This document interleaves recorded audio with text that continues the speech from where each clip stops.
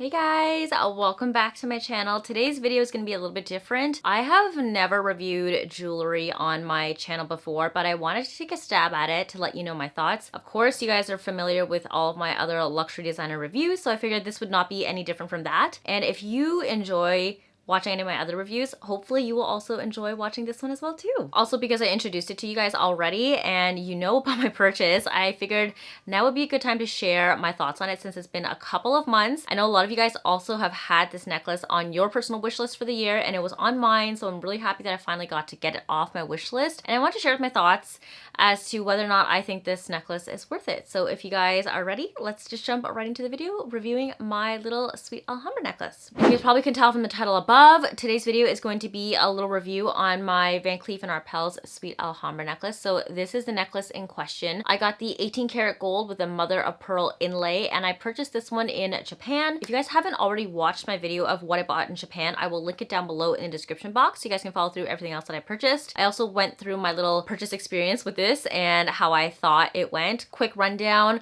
I went to the location in Ginza, which is in Tokyo. I went to Ginza 6, I believe, because we were in the area shopping at Muji and Uniqlo, and then we just decided to pop into the mall there to see what they had available. I just saw Van Cleef & Arpels as we were walking by. I have no idea what the situation was going to be like there, and the reason I decided to purchase it in Japan over Paris was because the yen was really weak and it was actually cheaper for me to get it in Japan than in Paris with all of the tax returns. So that's why I got in Japan. I walked in the middle of the day. It was like a weekday. There was no lineups.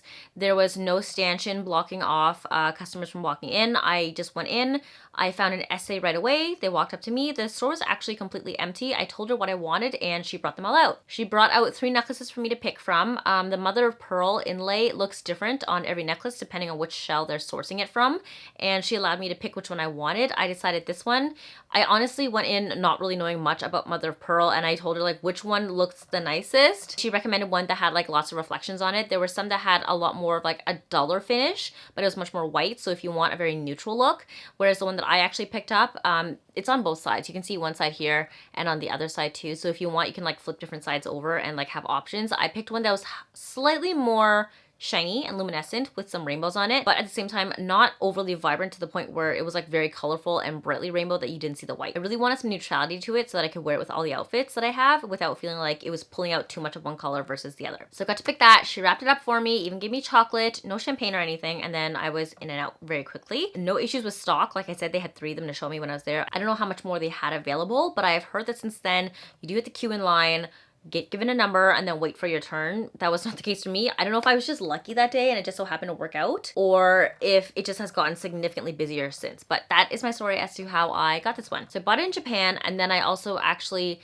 came back here, went to the Van Cleef & Arpels boutique at Yorkdale and got the extension added to the back of the necklace. When you first get this necklace, so this is the Sweet Alhambra one, I learned that this one is actually designed to be worn as like a choker. Not like this, like not the 2010s choker we're thinking of where it's like right up against your neck, but it's designed to sit like right at the base of your neck before it hits like your décolletage and your chest, and it just like sits there very small, which is why it's so small. So the 16-inch chain is designed to sit like that. You can get up to, I believe, 18 inches. I don't know if you can get like the middle, but you have 1 year from date of purchase to get the extension added to your chain. And I figured like, I mean, it's just free gold at this point, so why not? So went ahead and did it. Now, the one thing I will note is that I've seen online people say that when they add the chain, they just remove the pendant and put it onto a completely different chain that has a full 18 inches length to it, and there are no additional jump rings for you to adjust and make it go shorter if you would like. I clarified with her that I've seen that online, and she told me that was not the case when I brought it in to get the adjustment. And I found out that they actually just add 1 inch on either side. So from a full 16, it goes 17 and then 18.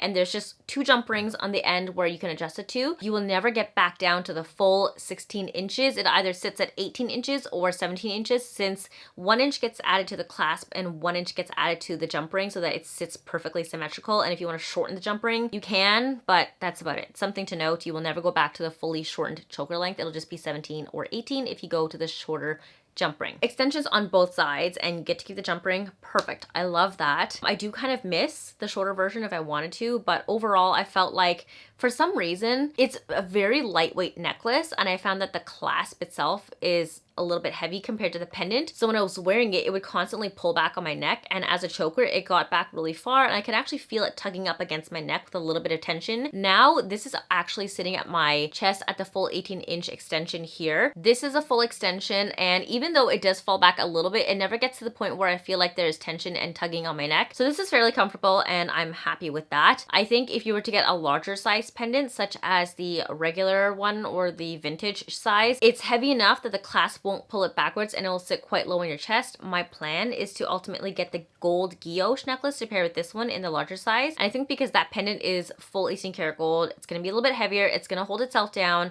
I don't necessarily know if I will need to get the extension for that one. However, I paired that one with this necklace after this got the extension, and the original length of that one, because it is heavier, even on 16 inches, it sits quite similar to where this one sits at for 18 inches, side by side. So I might just get the extension of that one so it sits a little bit lower and they don't rub up against each other and scratch. Thoughts aside on the extension, I liked it. I was happy with it. I do kind of miss the 16-inch length sometimes, but I'm pretty overall happy with the 18-inch, and that's the length that I wear majority of the time. I would say like 99% of the time.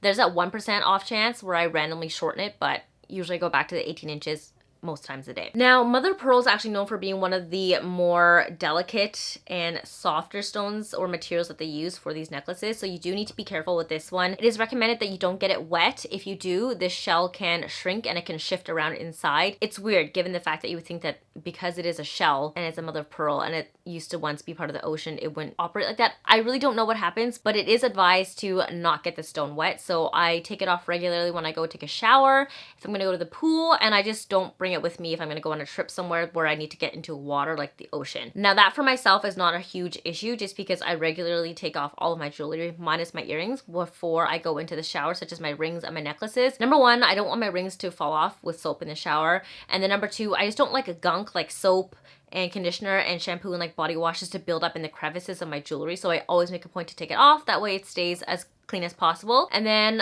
I don't wear a lot of jewelry at home on a day-to-day basis. Like my rings stay off unless I'm going out somewhere. If I'm just literally lazing at home all day long, not doing my makeup on to film anything, I probably won't put my ring on for the day. So that's how it operates with my necklace. And I only ever take this off if I'm gonna shower. I haven't gone too much in regards to like warm tropical destinations this year to really test if I like this necklace on or off yet, and having to take it on and off constantly. I just haven't worn it out if we're taking Harrison to the pool, or the other day we went to the beach, Long Beach. I just didn't wear my necklace out that day. So for myself, I have personal habits. I don't have a huge issue with this necklace and how you have to take care of it. Now, if you do happen to get it wet and it shrinks, I have heard that you can hear the stone moving around inside and kind of like shifts around on the prongs where it holds it in place. You can get it fixed at Van Cleef for a fee. They will charge you a fee for the stone. You just bring it in, drop it off for however long it takes them to fix it. They will replace it and bring it back to you, but you do have to pay for it. So I figure it's probably better to just like not damage it and to safeguard it. The gold doesn't really scratch. It is 18 karat gold, so it is fairly hard.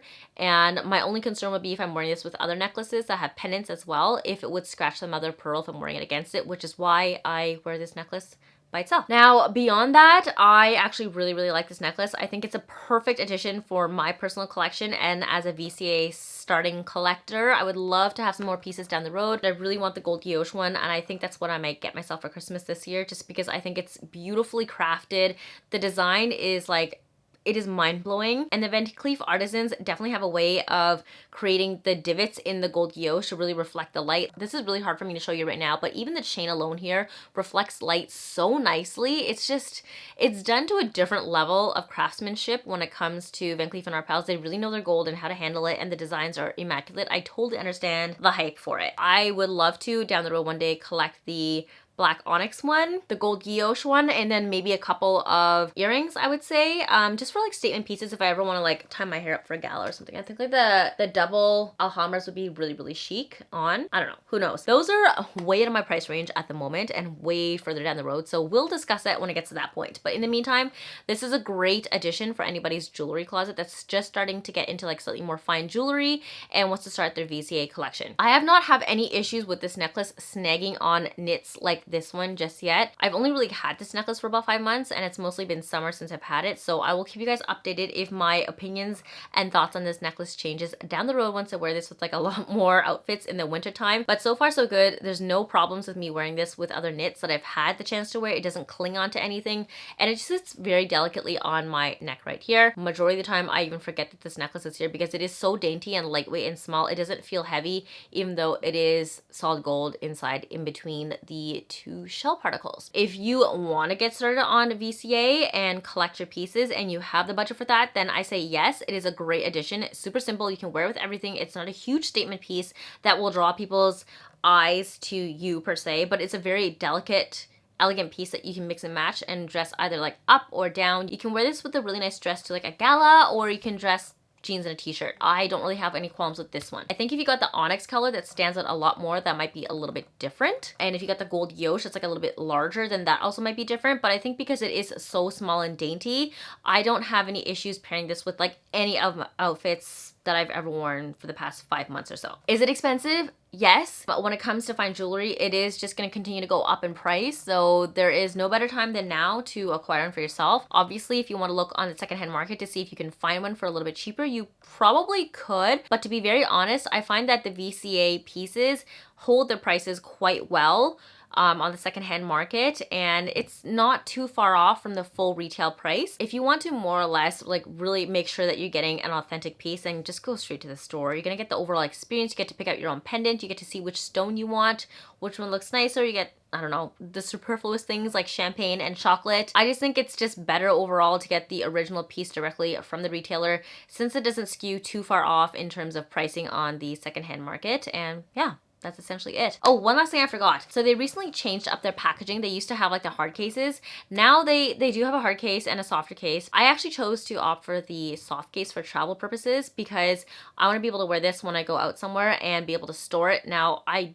don't necessarily need a hard case because it's going to take too much space up in my luggage, and the soft case is just as secure as long as I put them all into bags and it's stored properly. I'm okay with that. So I got the soft case. That is a brand new packaging, so you can elect for that one if you want something a little bit softer. Obviously, if you're somebody who prefers like the hard cases just for like storage and for sake of structure, you can get that as well. But for me, I'm like, I don't really ever use those, and I have so many hard case jewelry storage pieces that just go to waste and I just never use them anymore. So soft cases is where it's at for me for portable storage when I'm traveling. Overall, I personally like really love this necklace. It suits my personal lifestyle. It is expensive, but not crazy in terms of other costs when it comes to VCA jewelry. Very great starter piece. It is 18 karat gold. You do have to be a little bit delicate with the mother of pearl shell detailing, but as long as you do take care of it, it will last you a lifetime. I think it is essentially meant to last you a lifetime, and I cannot wait one day to pass this on as like a family heirloom to somebody. I think it's great, well crafted. If you've been thinking about it, I'd say get it before they increase the prices. There are no overall flaws for me, minus the fact that you have to take it off and be careful with the stone. But if you can do that, and it's very like minimal work, just making sure you take it off before you get wet, then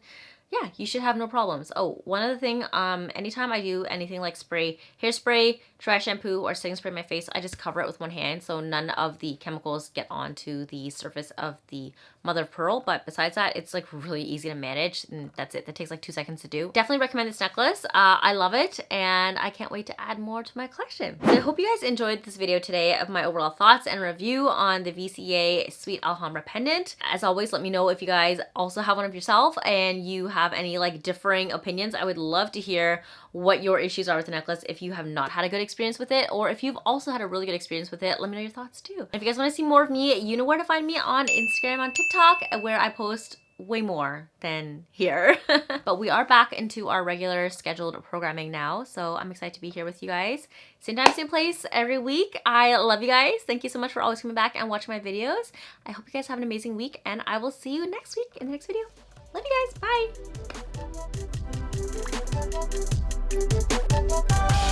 Bye.